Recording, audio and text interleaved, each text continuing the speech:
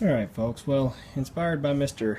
Texas Prepper 2 and by a buddy of mine on YouTube that's a fellow beekeeper up in Ohio, I'm going to try my hand at doing some dormant blackberry cuttings. Now these clearly look rather leafy, pretty green. People wouldn't think they're dormant, but they are dormant. You can tell by the red coloration in the leaves. So I went out and I got all these off of my 3 biggest blackberry plants, and the majority of them came off of only 2 of those plants. So needless to say, I was long overdue for pruning, and so I want to see if I can take advantage of this pruning and make me a whole bunch of cuttings. Now, since it is dormant growth, I should be able to root these up and just keep the soil moist and not have to worry about anything crazy with them drying out. I'm going to strip most of the leaves off of them as well. Versus, doing it in the summertime when they're in active growth and you got to put them in a mist bed. I tried a little bit of misting cuttings, but it was probably 2 years ago, and I didn't really know what I was doing. I was just messing around. Well, I didn't have any success because I didn't know what I was doing. So I've done a little bit more reading, a little bit more researching, and I'm going to give it a shot here and see what we can get. So for now, I've got my bucket there I'm going to use to strip all the leaves into, any little bits that I cut off and scrap away, and then I've got my tub here where I'll put all my cuttings. And I'm going to go for about a foot long on all the cuttings. So I'm going to go ahead and work through all of them, and then I'll show you what I end up with. Okay, so we start off with the first one here. It's about 2 feet long, and so I'm going to try to get 2 cuttings out of it. And the first thing I'm going to do is strip all the leaves off, and then I'll cut it down to size. So hopefully y'all can see this. It's kind of awkward, but just hold it down here over the bucket and just break off each leaf stem right below that bud node. Be careful not to actually damage the bud when you do it. Maybe I'd be faster to do this if I were to use my pruners, but I don't know. And I'm being a little bit more careful, I think, than I need to be for sure.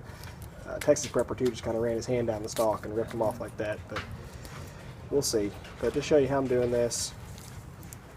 So break all the leaves off. Again, they don't need these leaves because the plant is dormant anyway, and so there's not really any photosynthesis or anything going on, and so then these leaves just provide a source of transpiration for the plant, so you're losing moisture anyway. I'm going to cut off that last little bit there. And just as a rule of thumb for propagating, just so you can keep up with it, cut the top of your cuts when you do it here. I can't see what y'all can see. Take the top you're cutting and do it at a 45-degree angle, just to kind of tell you that the angle points toward the sky. Of course, that's not going to work. There we go. Angle points toward the sky, and cut the base flat. So I'll go over here over my pot, and y'all can't see, but I'm just going to cut the bottom flat, and then I'm going to go ahead and make a second cut at the same time and cut an angle again on the top of the second one. So what I'm left with now is 2 scions that are both cut angled at the top and flat on the bottom. And you can see all along here, all the buds along here. Any bud that's buried up in dirt should sprout some roots, and any bud that is above the ground should sprout some leaves.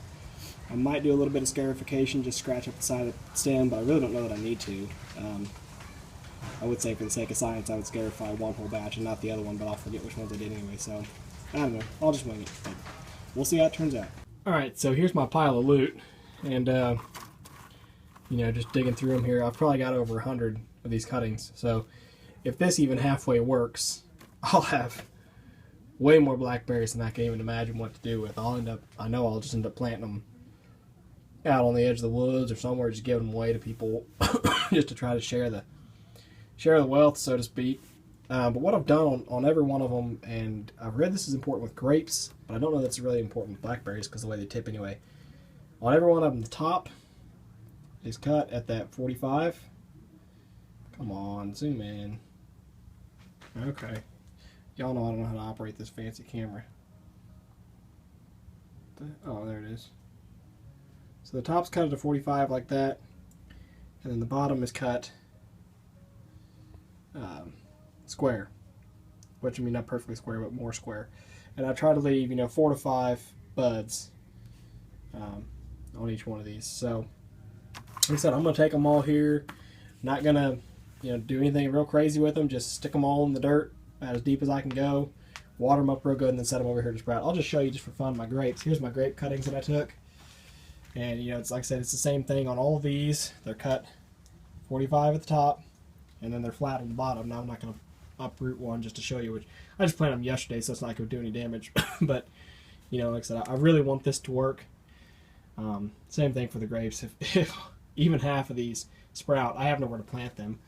I don't know, maybe I'll take them out to my farm and actually start something up at my farm, but there's no space out there for anything either. But anyway, like I said, on blackberries, got them all here.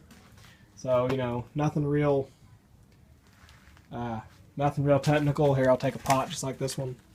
I've got some screened compost over there of mine that I use. I'll just fill the pot up and just shove as many of them in here as I can.